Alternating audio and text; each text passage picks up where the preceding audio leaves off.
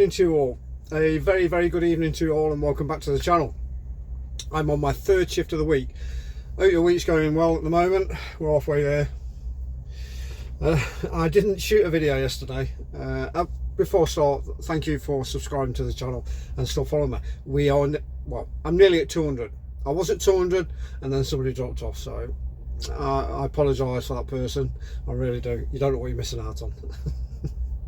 Right, so one person to get to 200. That'd be absolutely awesome.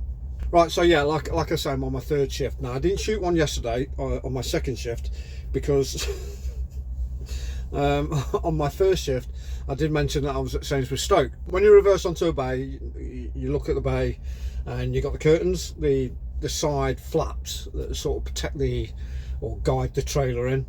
It's a good guide. However, at Sainsbury's, when the back of the trailer hits the wall or the buffers, it sits flush, so you can't see through the other side of the trailer. There's a little gap at the bottom. Now, as I got on, when you get to Sainsbury's Stoke, you have to uncouple and you pull the cab forward. There's a padlock that you put onto the red airline, and I didn't think I was over far enough to the left. I thought it was too far over to the right, and when their dock leveler comes out, it comes out straight. It's not tapered at the end. It doesn't lift up and flop down. It just comes out straight. So I went to have a check to see whether or not I had enough clearance. And like I say, it's got these black curtains, rubber curtains, that go down either side of the bay. So I ducked underneath.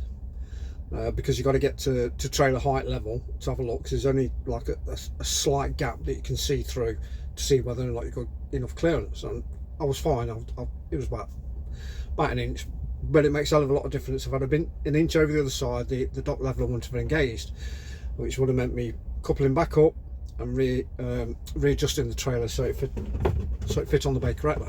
So anyway, saw that I got the clearance as I came out from underneath the curtain, which is it's sort of attached to a metal frame that sits out from the bay quite a distance. I lifted up too soon, and luckily I was wearing my cap. I've got a baseball cap. Luckily I was wearing that, and I caught my head right on the very corner of the metal, and I thought, oh, that bloody hurt. So I went and rubbed my head, and then as I was walking back to my cab, 2 drips of blood started coming down my forehead. I thought, oh dear. So I took my cap off, put my hand on my head, and my hand was just covered in blood. So I split my head open. Wasn't a massive gash. It was probably only about as long as my fingernail, but it had broke the skin. So I went into the transport. Well, I went into the cab first. I got a load of blue roll there, some blue towel. Put that on my head straight away just to apply pressure, and took it off, and it was just totally soaked with blood. I thought, oh my god, this cannot be good. So I got another blue towel, put that on, once again soaked with blood. I thought, no, this isn't right. So I had to go into the transport office and report it to the first aid and say, fix me, do something. So I had to do a statement of, you know, what happened and blah blah blah. I got my first aid, and it turned out that I've got a bump on my head. Probably knocked some sense into me as well. And like I say, a slight gash.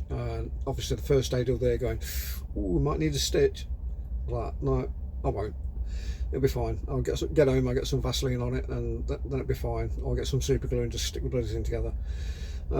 So yeah, that was my evening. But when I got home, because I finished quite early, I was finished about 3:45 in the morning, and the shift manager there, Rob, he said, no, sack it, go home. I had 2 more jobs to do. He said, no, don't worry about it, just go home. He said, don't come in tomorrow. I said, well, put it down as a day's holiday. I'm not having a day sick, because I'm okay to come in. He said, no, you don't need to come in. I didn't have any concussion or anything like that. My vision was fine. I didn't feel nauseous. I didn't feel dizzy, so I felt compass mentis. Everything was okay. So here I am now on my third shift. On the evening, sorry, yeah, it was early in the morning. The office phoned me up, says you got to come in on the evening and do a statement to the health and safety. I was like, you are absolutely joking, man. So I had to come in last night and sit down at a laptop with a guy for nearly 4 hours going through. I got obviously drug and alcohol tested as well, and it was just brutal, absolutely brutal.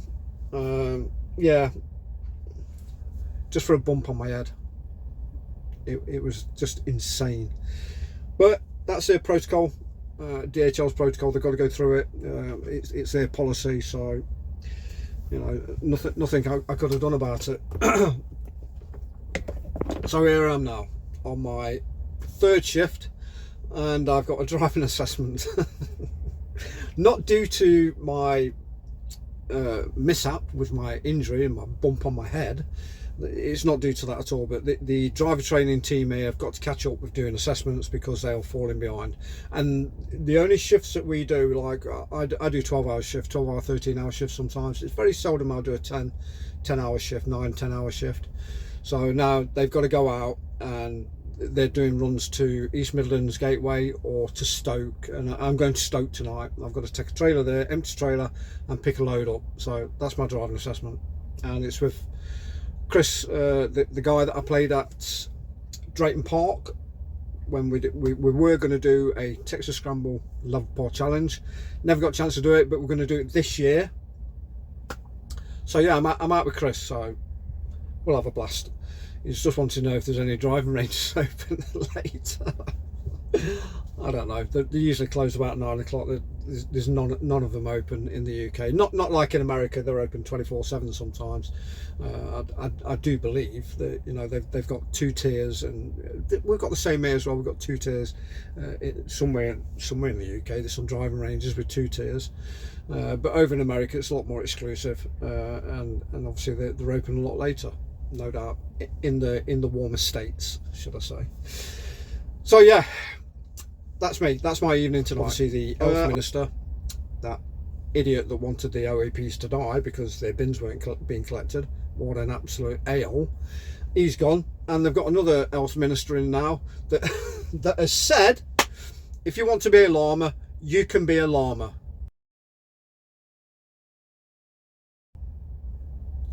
Where do they dig these people up from? Seriously, where do they come from?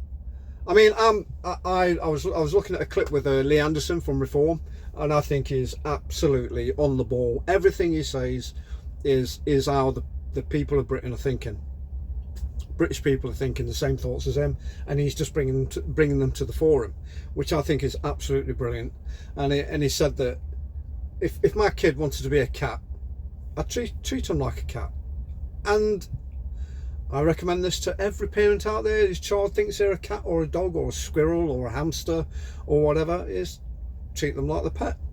Give them pet food. See how long it takes them, you know, to come back to reality and be a human being again, instead of an absolute idiot.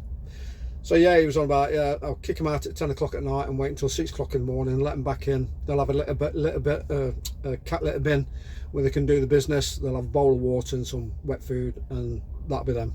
Which is, you know, if somebody wants to be treated as a cat, then or identifies as a cat, then so be it. The world has gone absolutely mental. Well, parts of the world, Europe especially, has gone absolutely mental. Seems like America's getting its shit together. We are the only ones that are falling behind, and it's embarrassing. It is literally, this country is an embarrassment to the world. Well, that's it for me. Chris is having his break, and then he's going to come out, and we're going to head off to Stoke. So drive safe, look after yourself, watch out for those lunatics. They're bloody everywhere. And I'll see you guys for my 4th shift tomorrow. Take care, guys. Cheers.